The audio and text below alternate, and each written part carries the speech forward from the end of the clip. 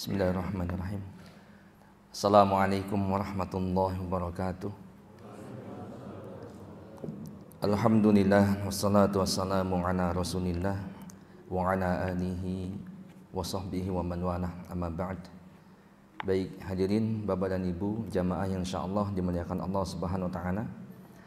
Alhamdulillah bersyukur kepada Allah Subhanahu wa taala di kesempatan yang berbahagia kali ini, hari Ahad tanggal 5 ya, 5 Januari dan 5 Rajab ya 2025 1446 ya.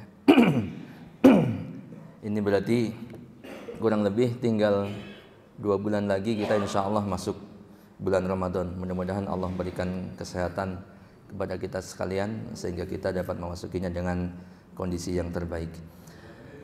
Baik, insya Allah kita akan melanjutkan kajian rutin kita, kajian ilmu dasar Islam Hasmi.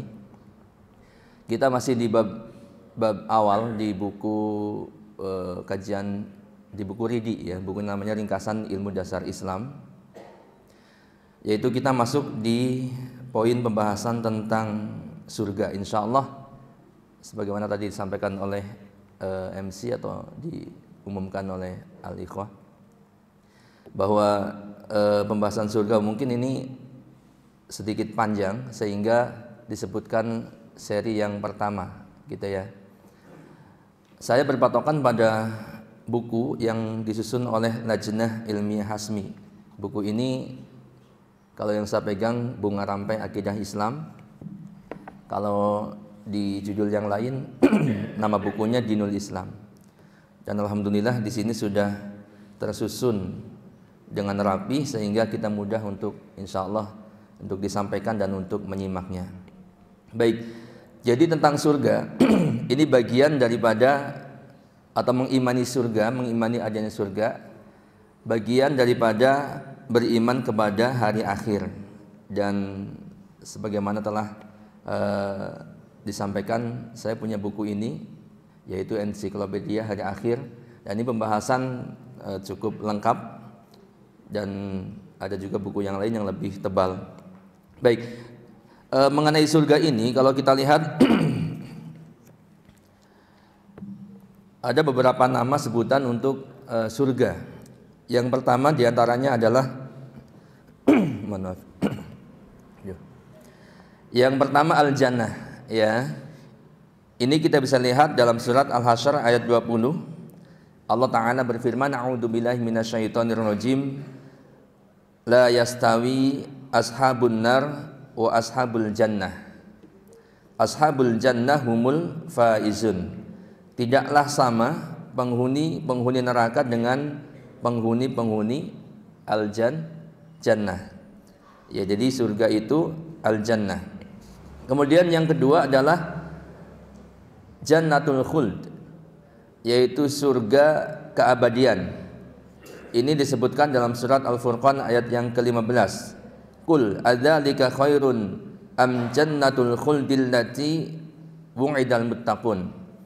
Katakanlah, azab yang demikian itukah yang baik atau surga yang kekal yang telah dijanjikan kepada orang-orang yang bertakwa. Jannatul khuld. Al-Furqan 15. Kemudian disebut juga Jannatun Na'im, surga yang penuh kenikmatan. Waj'alni min warasati jannatin na'im. Dan jadikanlah aku termasuk orang yang mempusakai atau mewarisi surga yang penuh kenikmatan. Asy-Syu'ara 85. Kemudian Jannatul Ma'wa, surga tempat tinggal. Indaha jannatul ma'wa, di dekatnya ada surga tempat tinggal. An-Najm 15. Jannatul adn, jannati adnim mufattahatal lahumul abwab, yaitu surga Aden yang pintu-pintunya terbuka bagi mereka. Surat Shad ayat 50. Kemudian disebut juga Darussalam, negeri kesejahteraan. lahum darus salami inda rabbihim wa huwa waliyuhum bima kanu ya'malun. Bagi mereka disediakan darus salam, yaitu surga, negeri kesejahteraan pada sisi Rabb-nya, dan dialah pelindung mereka disebabkan amal-amal saleh yang selalu mereka kerjakan. Surat Al-An'am 127, dan juga disebutkan dalam surat Yunus ayat 25. Kemudian disebut juga Darul Muttaqin, negeri orang-orang yang bertakwa. Wala ni'ma darul muttaqin, dan itulah sebaik-baik tempat bagi orang-orang yang bertakwa. An-Nahl 30. Kemudian Darul Akhirah, negeri akhirat. Wala darul akhirati khairun lil ladzina taqaw afala taqilun. Dan sesungguhnya kampung akhirat, negeri akhirat itu adalah lebih baik bagi orang yang bertakwa. Maka tidakkah kalian memikirkannya? Surat Yusuf 109. Disebut juga Al-Husna. Ya, pernah mendengar Al-Husna? Yaitu pahala yang terbaik. Lilladzina ahsanul husna wa ziyadah. Bagi orang-orang yang berbuat baik ada pahala yang terbaik. Ya, lilladzina ahsanu al-husna wa ziyadah. Ada pahala yang terbaik, yaitu surga dan tambahannya. Surat Yunus 26. Kemudian dalam hadis juga disebutkan al-husna al-jannah. Al-husna, pahala yang terbaik ialah surga. Yang ke-10, Darul Muqamah, negeri bermukim selamanya.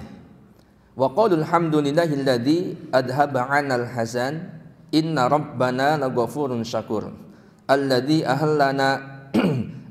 ahallana daral muqamati min fadlihi la yamassuna fiha nasabun wala yamassuna fiha lugub. Dan mereka berkata, segala puji bagi Allah yang telah menghilangkan duka cita kami.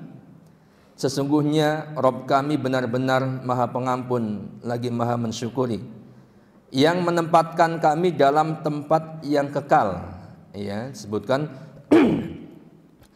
ahallana darul muqamah, yang menempatkan kami di tempat yang kekal, Darul Muqamah, yaitu surga. Dari karunia-Nya di dalamnya kami tiada merasa lelah dan tiada pula merasa lesu.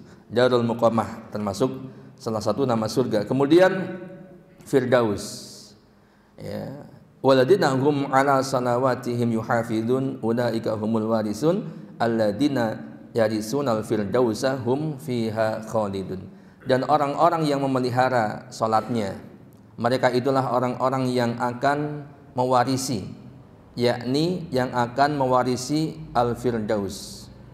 Yang dimaksud adalah surga Firdaus, mereka kekal di dalamnya. Nah, inilah nama-nama surga yang disebutkan di dalam Al-Quran dan hadis, ya.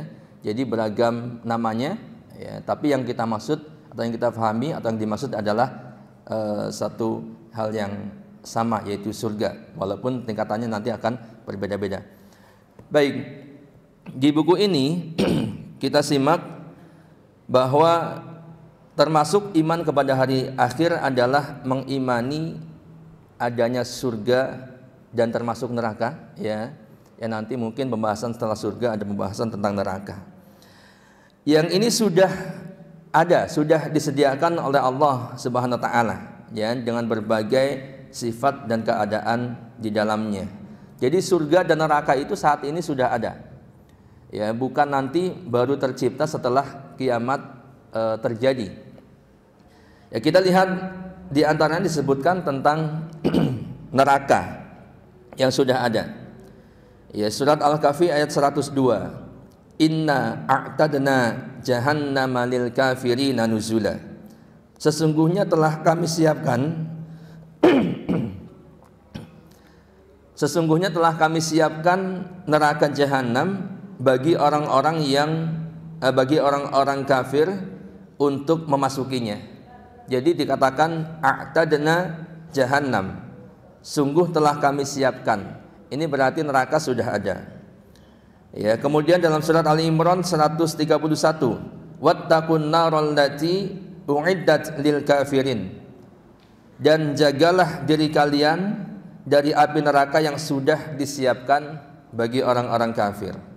Ali Imran 131. Dan tentang surga disebutkan dalam surat Ali Imran ayat 133 bahwa surga telah disediakan atau telah ada, telah disiapkan. Wasari'u ila magfiratin min rabbikum wa jannatin 'arduhas samawati wal ardu u'iddat lil muttaqin. Dan bersegeralah kalian untuk mendapatkan pengampunan dari Rabb kalian dan surga yang luasnya seluas langit dan bumi yang telah disiapkan bagi orang-orang yang bertakwa. U'iddat lil muttaqin. Sehingga keyakinan Ahlus Sunnah wal Jamaah bahwa surga dan neraka itu telah ada, sudah ada. Begitu ya.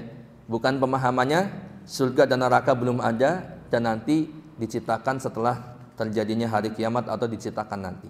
Tapi semua itu sudah ada. Bahkan sejak diciptakannya Nabi Adam, surga sudah ada.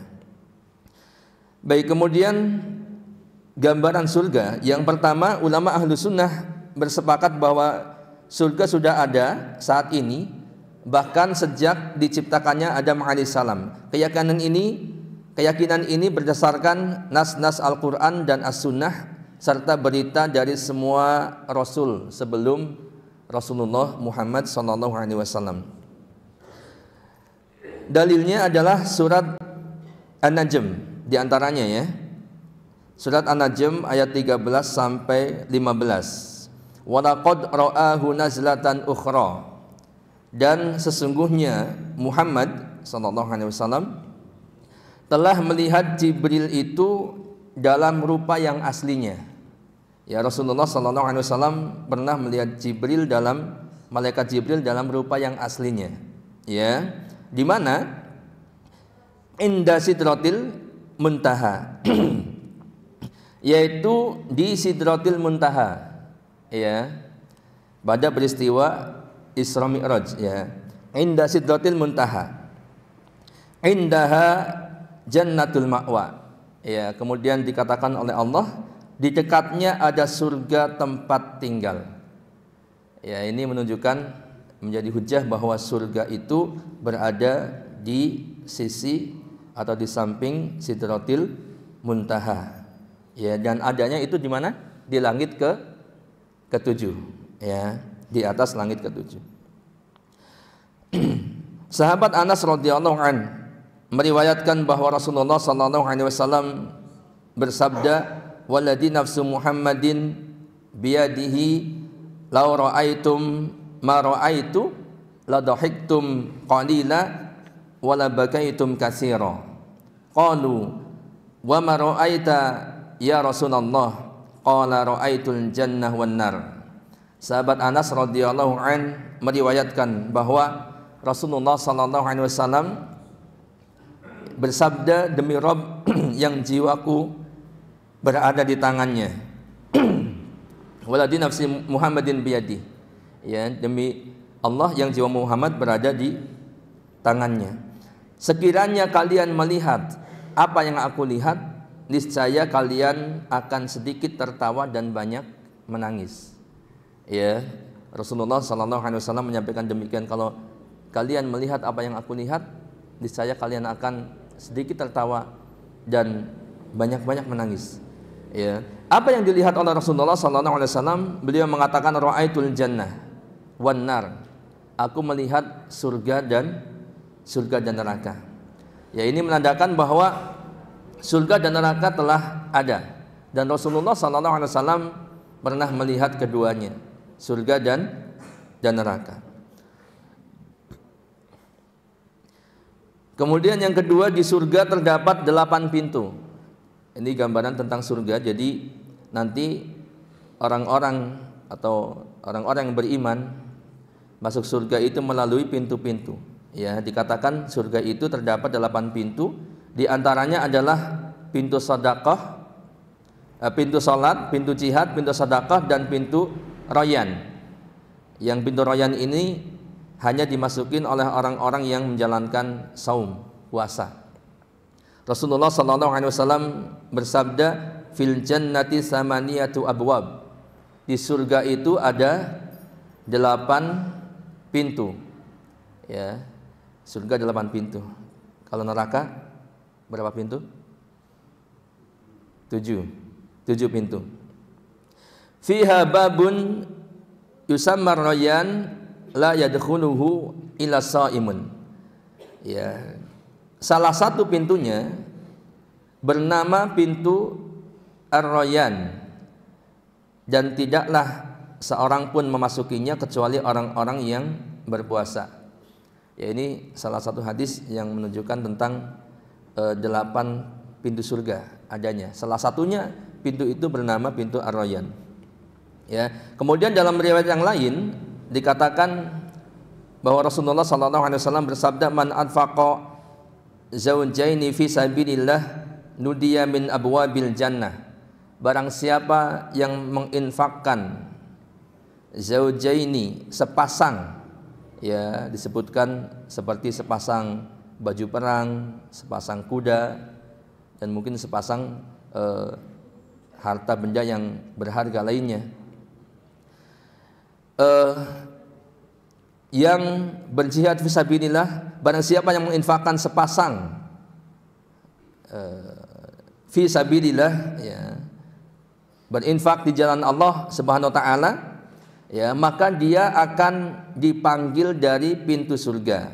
Nudiya min abwabil jannah. Ya abdallah, wahai hamba Allah, hadza khair. Ini adalah kebaikan. Faman kana min ahli shalah du'iya min babis shalah. Barang siapa yang ahli salat, maka dia akan dipanggil masuk ke dalam surga melalui pintu salat. Ya, faman kana ahli shalah du'iya min babis shalah. Kabar gembira untuk orang-orang yang ahli salat, yang rajin, ya, menunaikan ibadah salat. Selain salat berjamaah, salat-salat sunnah dia kerjakan. Ya, syukran. Wa man kana min ahli sadaqah, sebentar, maaf kelewat ya. Wa man kana min ahlil jihad du'iya min babil jihad. Dan barang siapa yang ahli jihad, dia akan diseru masuk surga dari pintu jihad. Ini nama pintu yang kedua, pintu salat, pintu jihad. Wa man kana min ahli siyam du'iya min babir rayyan. Dan barang siapa yang ahli siyam, yaitu ahli puasa, ya, maka dia akan diseru dari pintu Ar-Rayyan. Ya, seperti hadis tadi pertama, bahwa fiha babun yusamma Rayyan. Salah satu pintunya bernama Rayyan, yang tidak dimasuki kecuali orang-orang yang berpuasa. Jadi pintu Ar-Rayyan ini hanya dimasukin oleh orang-orang yang berpuasa atau ahli puasa. Wa man kana min ahli sadaqah du'iya min babis sadaqah. Dan barang siapa yang ahli sedekah, maka dia akan dipanggil dari pintu sedekah. Ya, faqala Abu Bakrin, maka kemudian Abu Bakar dengan antusias berkata, Abu Bakar radhiyallahu an berkata, bi abi anta wa ummi ya Rasulullah, ya, ayahku dan ibuku menjadi tebusanmu ya Rasulullah. Ma'ana man du'ya min tilkal abwabi min darurah. Ya, orang-orang yang dipanggil dari pintu-pintu itu yang disebutkan tadi, tentulah tidak akan mendapat bahaya maupun kecemasan sedikit pun. Ya, beliau kemudian mengatakan, Abu Bakar mengatakan, fahal yud'a ahadun min tilkal abwabi kulliha. Ya Rasulullah, adakah seseorang yang dipanggil dari semua pintu itu? Qala, beliau bersabda, na'am, betul. Wa arju an takuna minhum. Ya Rasulullah mengatakan, ada, dan aku berharap engkau salah seorang di antaranya. Jadi ada orang-orang yang dipanggil dari pintu salat, pintu jihad, ya, kemudian pintu royan, pintu sedekah, gitu ya. Nah, kemudian pertanyaannya, jamaah yang berbahagia, di hadis ini disebutkan ada berapa pintu jadinya? Ya, pertama pintu salat, pintu jihad, ar-royan, pintu orang yang berpuasa, kemudian pintu sedekah. Ada berapa? 4.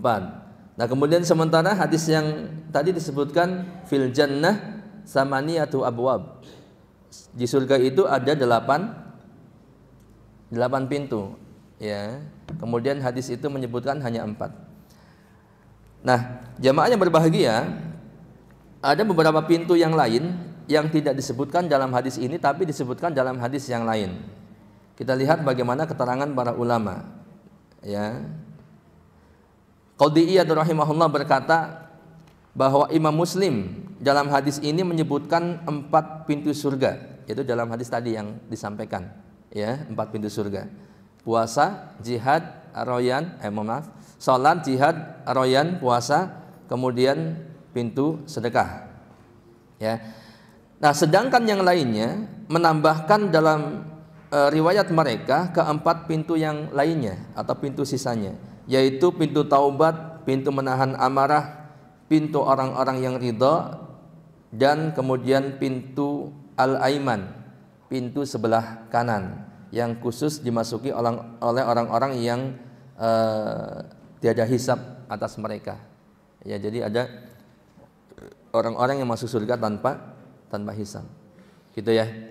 Nah, jadi ini keterangan tambahannya. Nanti bisa dilihat bahwa orang-orang yang tadi disebutkan dalam keterangan tambahan ini, orang-orang yang bertobat, ya, dijanjikan akan masuk surga.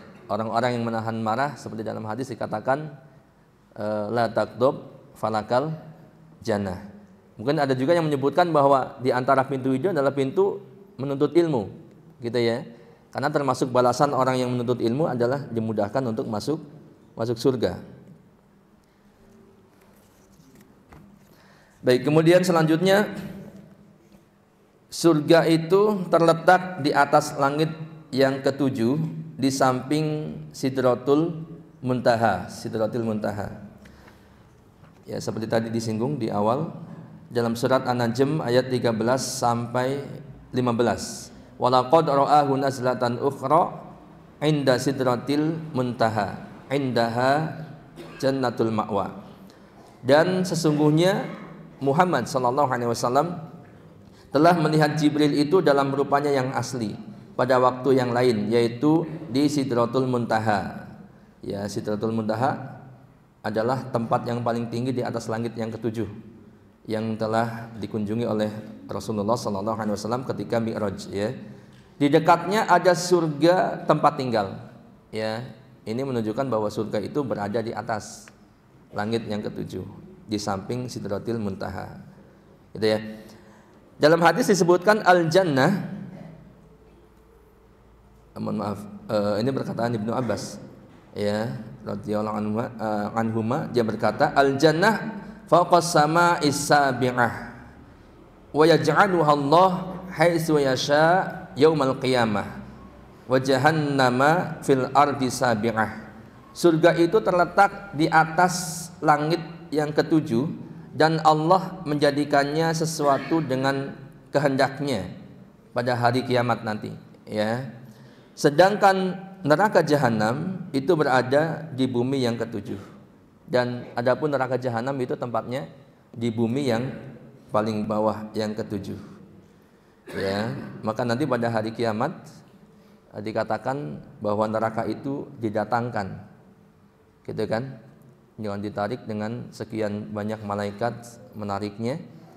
Ya, kemudian di atas neraka dibentangkan jalan atau yang disebut dengan sirat yang kemarin sudah dibahas, dan ujungnya adalah surga. Siapa yang berhasil melewati sirat berarti selamat dari neraka dan masuk ke dalam surga. Ya. Nah, ini maka neraka didatangkan.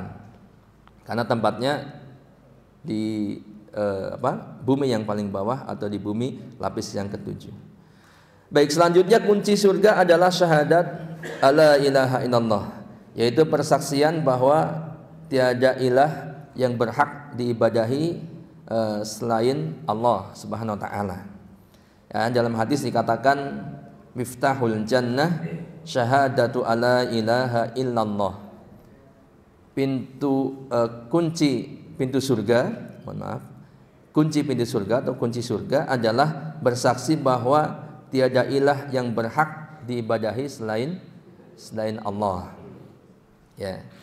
Jadi kalau orang yang sudah meyakini tentang la ilaha illallah, ya, ini insya Allah akan mendapatkan atau bisa membuka surga. Ya, sudah mendapatkan kunci surga. Akan tetapi jamaah yang berbahagia, seperti gambaran sebuah kunci, ya, kita lihat, kita paham betul ya tentang kunci itu. Kita punya kunci motor, kita punya kunci rumah, kita punya kunci gerbang, ya, punya kunci-kunci yang lainnya, kunci lemari. Semua kunci, ya, kalau kita lihat semuanya itu bergerigi, betul nggak? Ya, kalau antum lihat kunci motor sekarang, lihat di kantong antum, kunci itu bergerigi. Ya, hampir tidak ada kunci yang tidak bergerigi. Bahkan masing-masing kunci itu geriginya berbeda-beda. Ya, sehingga kunci itu tidak bisa membuka sembarang pintu, gitu kan?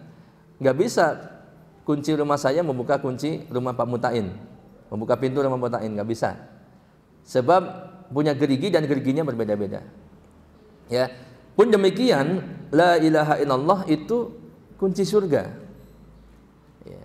Akan tetapi kunci itu punya gerigi. Nah, ketika kita atau seorang membawa kunci dan hendak membuka surga atau masuk surga melalui pintunya, ya, maka dia harus membawa kunci yang bergerigi. Ya, kunci kita harus bergerigi. Ya, maksudnya apa? Bahwa la ilaha illallah yang disebut kunci surga itu, dia mempunyai gerigi-gerigi. Gerigi itulah yang disebut dengan syarat-syarat daripada la ilaha illallah. Sehingga la ilaha illallah itu bermanfaat untuk kita. Ya, bisa menjadi kunci, bisa membuka surga. Ya, berfungsi sebagai kunci surga. Ya, ada yang tahu syaratnya? Yang pertama adalah ilmu, al-ilmu. Yang kedua al-yakin.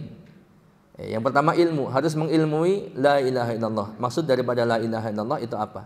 Yaitu tidak ada ilah yang berhak diibadahi kecuali Allah. Yang kedua harus yakin. Ya, yakin tentang kebenaran syahadatnya. Yang ketiga al-inqiyad. Yaitu tunduk melaksanakan kandungan daripada la ilaha illallah. Yang keempat adalah al-qabul, menerima. Ya, ini gerigi-geriginya. Menerima daripada kandungan-kandungan la ilaha illallah. Ya, yang kelima al-ikhlas, bersyahadat atau bersaksi la ilaha illallah dengan ikhlas. Dan yang keenam adalah jujur.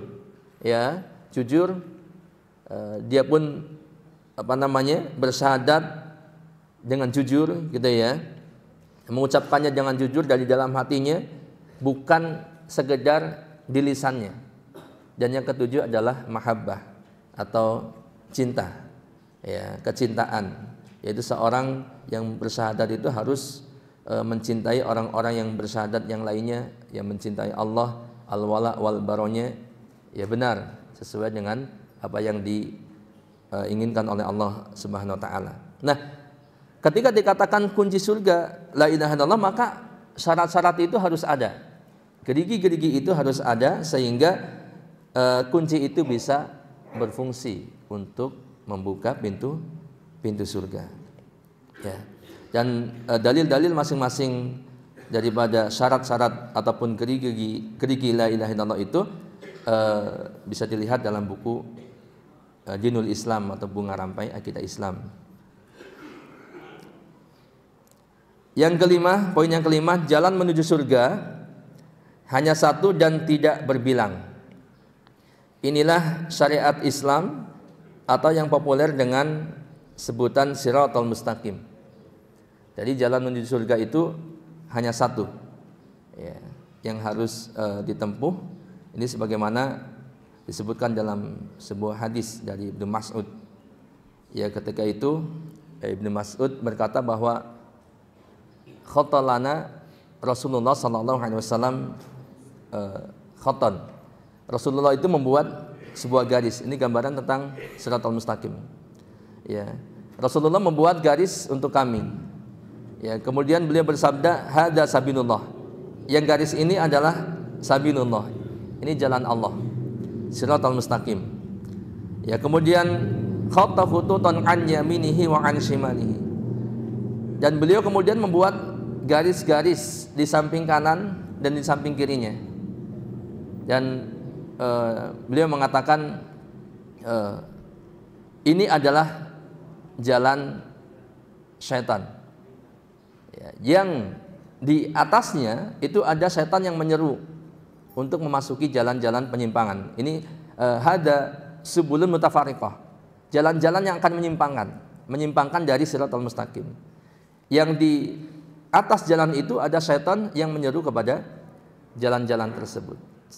Ya, kemudian beliau sallallahu alaihi wasallam membaca surat Al-An'am 153. Wa anna hadza sirati mustaqiman fattabi'uh wa la tattabi'us subula fatafarraqa bikum an sabilih dzalikum wasaqum bihi la'allakum tattaqun. Dan sesungguhnya yang kami perintahkan ini adalah jalanku yang lurus, sirati mustaqim. Ya, Shiratul Mustaqim. Maka ikutilah dia dan janganlah kalian mengikuti jalan-jalan yang lain, karena jalan-jalan itu mencerai-beraikan kalian dari jalannya. Yang demikian itu diperintahkan Allah agar kalian bertakwa. Kita diperintahkan untuk mengikuti Shiratul Mustaqim dan tidak mengikuti jalan-jalan yang mencerai-beraikan, jalan-jalan kesesatan yang lainnya. Nah, inilah jalan menuju surga. Di mana Shiratal Mustaqim, jalan menuju surga itu memiliki rambu-rambu. Yang barang siapa mengikuti rambu-rambu itu, maka dia pasti sampai ke dalam surga. Ya. Yang pertama, rambunya adalah dia harus bertauhid, yaitu tauhidullah. Mentauhidkan Allah Subhanahu wa taala. Yang tadi la ilaha illallah maknanya adalah tidak ada ilah yang berhak diibadahi kecuali Allah. Ya, dalam kehidupannya dia bertauhid kepada Allah, beribadah hanya kepada Allah, kemudian menjauhi segala bentuk-bentuk kesyirikan. Ya. Kemudian yang kedua, dia harus ittiba, mengikuti Rasulullah sallallahu alaihi wasallam. Dalam meniti Islam, dia meneladani Rasulullah, tidak menyimpang dari ajaran-ajaran beliau sallallahu alaihi wasallam, tidak membuat bid'ah, perkara-perkara yang baru, tidak pula mengerjakannya. Dia beribadah kepada Allah, dia menjalankan agamanya sesuai dengan apa yang dituntunkan oleh Rasulullah sallallahu alaihi wasallam.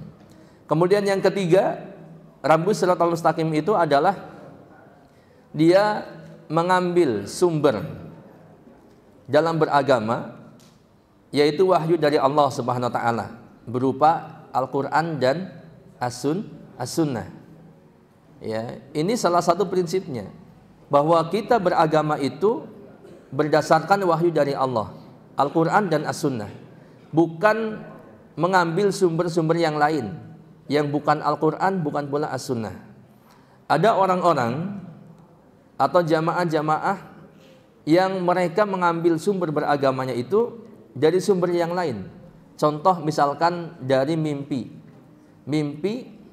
yang didapat oleh pemuka-pemuka agama atau pimpinan-pimpinan jamaah mereka.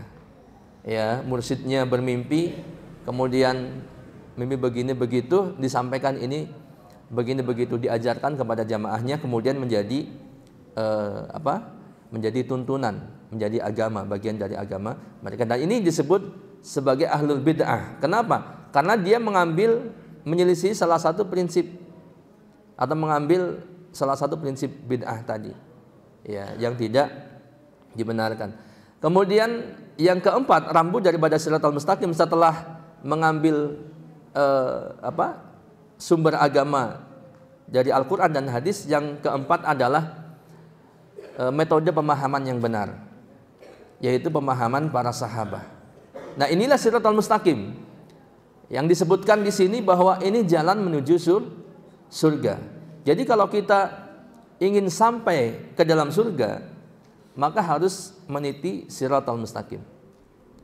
Ya, yang rambut-rambutnya tadi tauhid, ittiba, kemudian sumber beragama Al-Quran dan As-Sunnah, ya, kemudian metode dalam memahami Al-Quran dan As-Sunnah tadi, yaitu pemahaman para sahabat atau 3 kurun terbaik para sahabat, tabi'in dan tabi'in.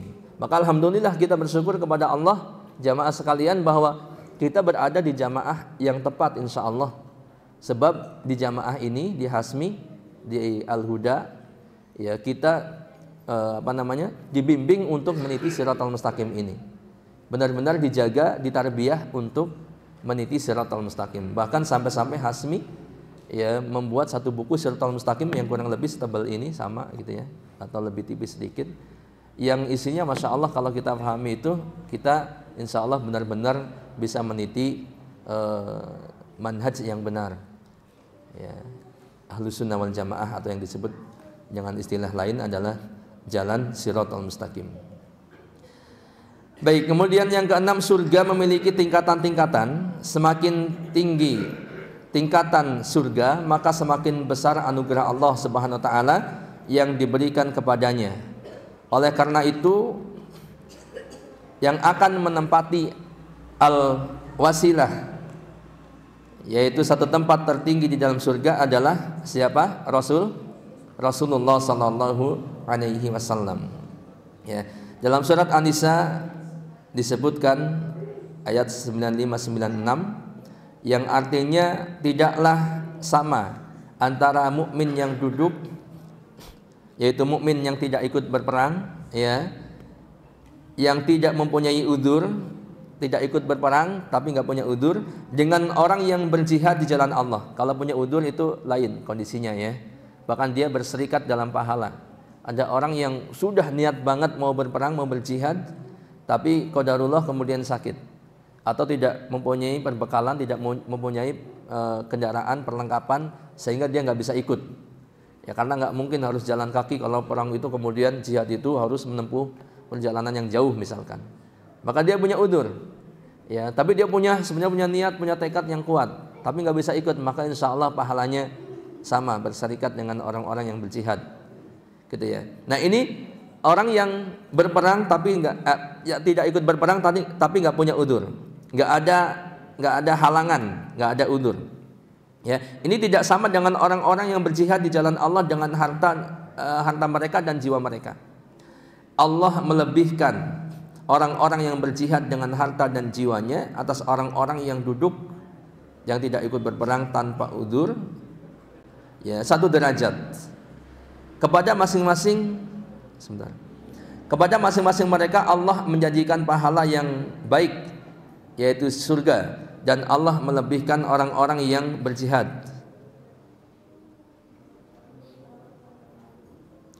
Mohon maaf, di sini ada sedikit ini, ya. Di kalimat yang kedua ini, Allah melebihkan orang-orang yang berjihad dengan harta dan jiwanya atas orang-orang yang duduk karena ada udzur 1 derajat.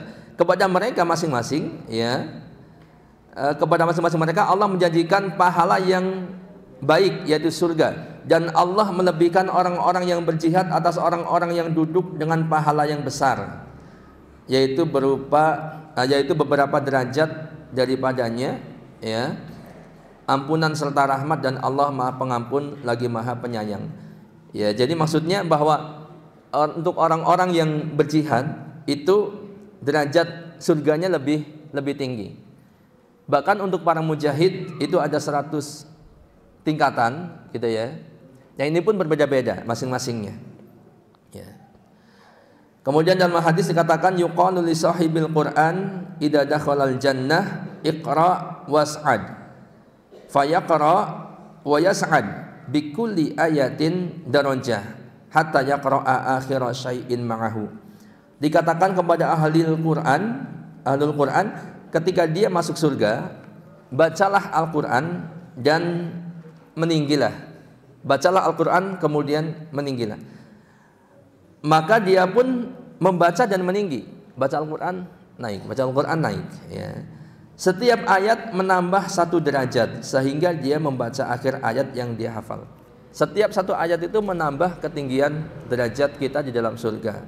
Ya, sampai kita membaca akhir ayat yang dihafal. Begitu ya. Jadi ini Masya Allah luar biasa. Makanya untuk orang-orang atau para santri siapapun yang menghafal Al-Quran, ini berarti seolah-olah menandakan bahwa semakin banyak hafalan yang kita hafal, ini derajat di surga semakin tinggi. Ya, atau semakin banyak yang kita baca, berarti derajat di surga semakin tinggi. Ya, hadis ini pun menunjukkan bahwa jumlah derajat di surga itu sebanyak jumlah ayat Al-Quran. Ya, jadi derajat di surga itu cuma sejumlah ayat yang ada di dalam Al-Quran. Baik, selanjutnya diringkas. Yang ketujuh, sedikit lagi, satu lagi poin ya. Nanti karena ini berseri, jadi menurut panitia insya Allah di kesempatan yang akan datang nanti akan disampaikan oleh asatidz yang lain tentang kenikmatan surga yang lain. Karena memang pembahasan tentang surga itu banyak sekali ya, sampai-sampai bukunya aja segini gitu. Ya. Atau di buku tentang iman kepada hari akhir juga sama dibahas tentang surga. Yang ketujuh, Firdaus adalah surga yang paling tinggi derajatnya. Dia adalah pusat surga, atapnya adalah Arsyur Rahman, yaitu arsy Allah yang Maha Rahman. Dan dari sana terpancar sungai-sungai di surga. Seperti dalam hadis dikatakan yang artinya sesungguhnya di surga ada 100 derajat yang Allah sediakan untuk para mujahidin fi sabilillah. Nah ini, jadi 100 derajat ini untuk para mujahid. Sedangkan surga secara umum dikatakan jumlah tingkatannya itu sebanyak ayat di dalam Al-Quran.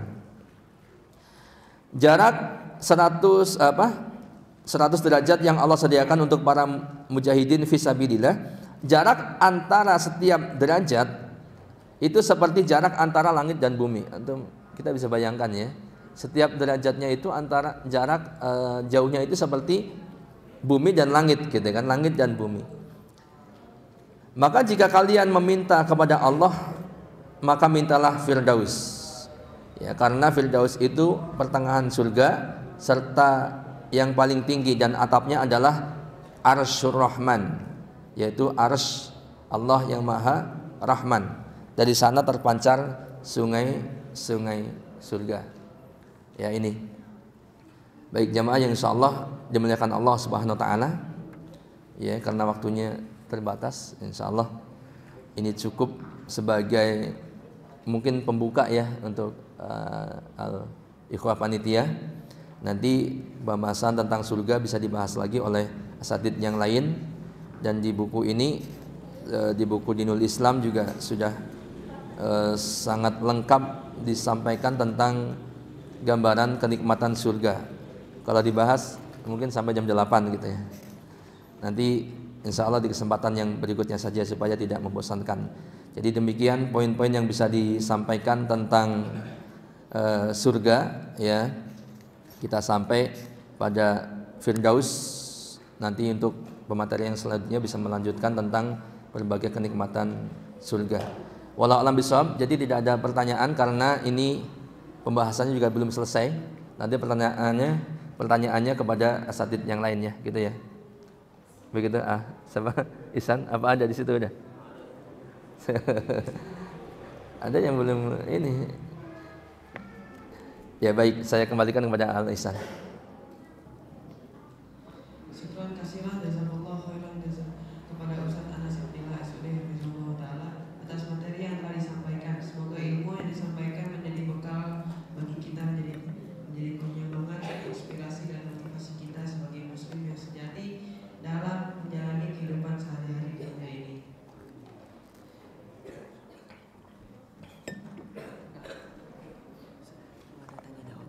Itu ada nggak situ? Ya, sok mana? Kalau bisa dijawab, kalau nggak bisa ya pas ya. Selanjutnya kita memasuki sesi tanya jawab. Bagi yang memiliki pertanyaan, dipersilahkan untuk mengajukannya.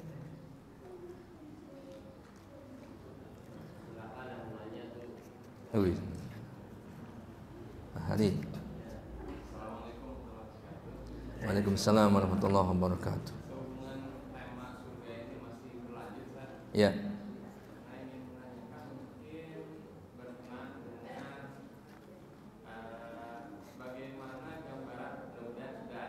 Iya. Bagaimana gambaran malam pertama seseorang itu masuk surga?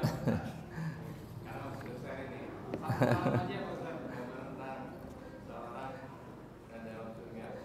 Iya, gambaran di buku ini ada nggak ini? Yang ada malam pertama di alam kubur. Jadi sedang surga. Iya, Ana nggak tahu detailnya, tapi yang jelas tentang malam pertama, malam kedua gitu ya, bisa jadi sama aja gitu, karena kenikmatannya itu surga luar biasa. Tapi saya sempat baca bahwa memang di surga itu, penduduk surga itu masing-masingnya itu akan sibuk, ya, disibukkan. Ayatnya apa? Ana lupa di sini disebutkannya. Yang kemudian para ulama menafsirkan bahwa kesibukan penduduk surga itu adalah ya tadi, mohon maaf ini menggauli ataupun memecahkan, nih pertanyaannya mancing-mancing soalnya. Iya, memecahkan keperawanan para bidadari. Antum nggak usah disebutkan, ada antum udah bisa membayangkan bagaimana kenikmatan itu. Dan kenapa kemudian itu menjadi salah satu iming-imingnya, karena memang manusia condongnya ya mencintai wanita, mencintai kecantikan, kenikmatan yang seperti itu gitu ya. Tapi detailnya wallahu alam untuk malam pertama seperti apa, tapi yang jelas kebahagiaannya luar biasa ya, yang sampai-sampai dikatakan mala ainun ra'at wala udunun sami'at wala khatara ala qalbin basyarin.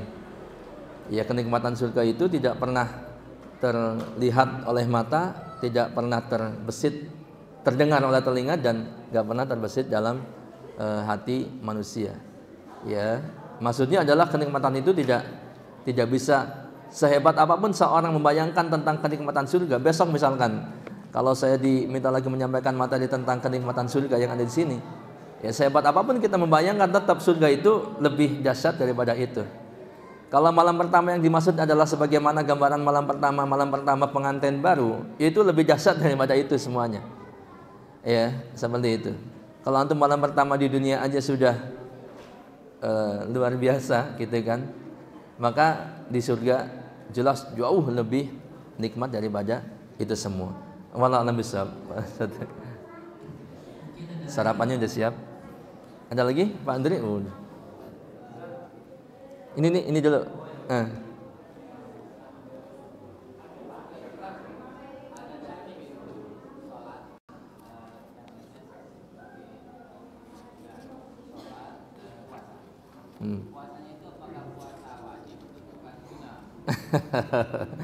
Iya, puasa.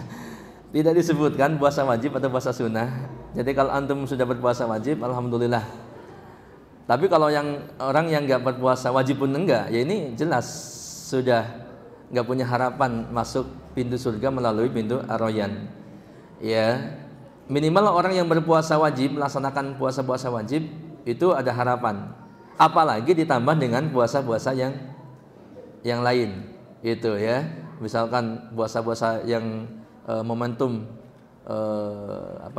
kayak puasa Asyura, puasa apalagi Senin Kemis misalkan ya, ataupun puasa-puasa yang tahunan, ada bulanan, ada juga mingguan gitu kan, sebulan 3 kali. Nah, kalau yang rajinnya sampai seperti itu peluangnya lebih besar. Untuk itu ya memang diperintahkan, dimotivasi untuk berpuasa gitu ya, sehingga yang ahli puasa itulah yang dia akan mendapatkan.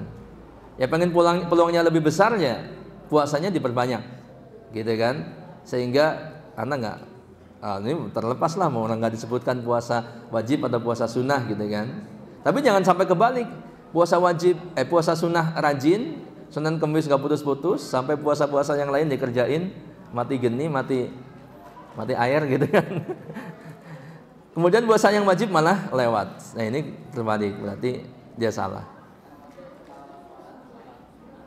Termasuk sholat pun demikian, sehingga yang dimaksud ahli sholat lah kita bisa membayangkan ya, tentunya ditambah dengan sholat-sholat yang lain. Walaupun sholat-sholat wajib saja dia berhak mendapatkan surga. Ya, cuman terlepas apakah dia akan dipanggil dari pintu sholat atau dia punya kelebihan yang lainnya. Gitu ya, misalkan sedekahnya luar biasa. Walaupun sholat, jadi kita nggak bisa meremehkan orang memang. Kita masuk orang datang belakangan gitu ya, nggak pernah sholat sunnah kelihatannya. Pulang pun kelihatan pulang duluan. Ya, apalagi kita nggak tahu dia sholat di rumah barangkali gitu. Tapi siapa tahu dia sedekahnya luar biasa, dia masuk surga lewat pintu yang lain gitu kan. Gitu. Walaupun boleh jadi dengan menjaga salat-salat wajib saja ini pun insya Allah termasuk yang akan dipanggil dari masuk surga, terlepas mudah-mudahan juga dipanggil dari pintu salat gitu ya, atau pintu-pintu yang lainnya. Gitu. Tapi kemudian salat-salat sunnah atau salat nafilah yang lainnya itu, salat-salat nafilah itu pasti itu menjadi salah satu sebab untuk tadi mendapatkan rahmat Allah kemudian dimasukkan ke dalam surga. Itu setiap amal begitu. Ya walaupun perlu diketahui bahwa kita atau manusia masuk surga itu bukan semata-mata karena amalnya. Ya, tapi adalah karena rahmat dari Allah. Ya, karena amal-amal kita dikatakan itu tidak akan bisa menebus surga. Ya, saking mahalnya surga, saking hebatnya pahala surga, sehingga kita masuk surga pun karena rahmat Allah. Ya, karena rahmat Allah. Akan tetapi amal itu bisa menjadi sebab datangnya rahmat dari Allah Subhanahu wa taala. Ya enggak mungkin orang akan dirahmati ya kecuali Allah berkehendak ya. Ya, orang yang enggak pernah beramal soleh akan dirahmati sama Allah. Kan boleh dibilang mustahil gitu ya. Ya kecuali Allah berkehendak lain kepada orang tertentu. Wallahu a'lam bishawab. Mas Arianto, satu lagi ya. Mas.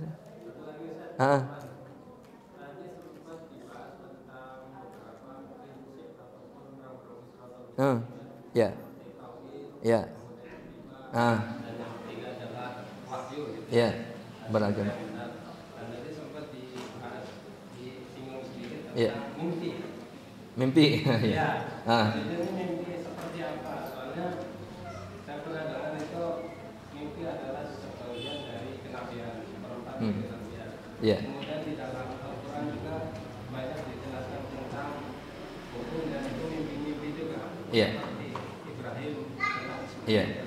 Kemudian bahkan ada nabi yang dia bisa menafsirkan mimpi. Iya. Oke, baik. Iya. Tadi disebutkan bahwa prinsip Ahlus Sunnah wal Jamaah Shiratal Mustaqim adalah tauhid, ittiba, kemudian sumber agamanya Al-Qur'an dan As-Sunnah. Kemudian metode pemahamannya adalah pemahaman Ahlus Sunnah wal Jamaah, pemahaman para sahabat, pemahaman kurun yang terbaik, sahabat, tabi'in, tabi'ut tabi'in dan ulama-ulama Ahlus Sunnah. Nah, kemudian dikatakan bahwa tadi bukan bersumber pada mimpi. Ya, memang ketika mimpi adalah para nabi, memang itu adalah bagian daripada wahyu. Ya, seperti contoh mimpinya Nabi Ibrahim alaihissalam yang dia ro'a fil manam, dia melihat di dalam tidurnya, maksudnya bermimpi bahwa dia itu menyembelih anaknya yaitu Ismail. Ya, maka ini wahyu dari Allah Subhanahu wa taala. Ketika yang bermimpi adalah nabi, ya, yaitu Nabi Ibrahim. Maka kemudian besoknya atau hari berikutnya menyampaikan kepada anaknya bahwa dia bermimpi menyembelihmu, maka siapkah disembelih, gitu kan, kurang lebih gambarnya seperti itu. Nah kalau kita mimpi Pak Hendi mimpi menyembelih anaknya, ya jangan besok dan kemudian bawa golok, anak mimpi menyembelih kamu siapkah disembelih, gitu, jangan. Ya, dan memang begitu. Mimpi memang benar, ada dikatakan kalau mimpinya para nabi pasti ini adalah wahyu, gitu ya. Kalau mimpinya orang saleh boleh jadi benar. Ya, akan tetapi boleh jadi benar, boleh jadi salah gitu ya. Jadi makanya tidak boleh jadikan sumber atau memastikan itu benar. Siapapun yang bermimpi, apalagi manusia zaman sekarang yang bukan nabi, ya, bukan pula wali tapi diwali-walikan gitu kan. Wali tapi perbuatannya penuh dengan bid'ah, ya bukan wali. Ya, wali diklaim oleh mereka sendiri gitu. Yang jelas, makanya inilah luar biasanya manhaj Ahlussunnah wal Jamaah, ya, menjaga agar agama tetap bersih, tetap murni, sehingga yang seperti itu tidak dibenarkan, gitu. Ya kalau hanya mimpi ya janganlah dijadikan kemudian ini jadi agama gitu misalkan. Ini jadi syariat, ini jadi amalan, ya tidak perlu. Sebab amalan-amalan yang sudah ada pun itu terlalu banyak gitu. Seperti nggak usahlah kita bikin amalan-amalan yang baru, amalan yang sunnah aja banyak sekali yang kita lewatkan, kan begitu ya. Nah ini, ya kurang lebihnya seperti itu. Tapi kalau yang jelas kalau mimpi orang-orang kayak kita atau orang-orang sekarang bukan nabi, bukan rasul, ini boleh jadi benar, boleh jadi salah gitu ya. Akan tetapi jelas ini tidak boleh dijadikan sebagai sumber, gitu ya. Kalau misalkan ada orang menyampaikan saya bermimpi, di dalam ceramahnya berapi-api saya bermimpi, semalam begini begitu, maka para jamaah diharapkan begini begitu, melakukan ini melakukan itu, sholat sekian rakaat misalkan. Nah ini kan jatuhnya jelas ini menyelisihi ajaran Rasulullah atau termasuk perbuatan bid'ah. Walau alam bisawab, sudah jam 6 kurang sedikit. Ini berarti kurang lebih kita 1 jam duduk di sini ya. Tapi memang ini pembahasan surga cukup banyak. Jadi insya Allah di pembahasan yang berikutnya ini kita akan dimanjakan dengan berbagai kenikmatan surga yang gambarannya pohon-pohonnya saja tangkai dahannya dari emas, gitu kan. Tadi dibacakan dalam Al-Quran kenikmatan sungai susu, sungai madu, ya. Kemudian nanti ada bidadari seperti tadi gambaran malam pertama seperti apa, barangkali nanti ada ya. Ya. Insya Allah kita bisa simak di kajian berikutnya. Untuk itu tetap istiqomah. Setiap Ahad pagi kita menyempatkan diri, ya kita sibukkan dengan kebaikan. Jangan kemudian menyia-nyiakan waktu kita, padahal nggak ada kesibukan di rumah tapi buru-buru pulang gitu ya.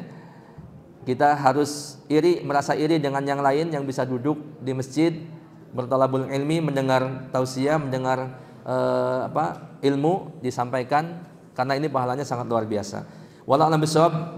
Mohon maaf atas segala kekurangannya. Saya akhiri, subhanakallahumma bihamdika asyhadu an la ilaha illa anta astaghfiruka wa atubu ilaik. Wassalamualaikum warahmatullahi wabarakatuh.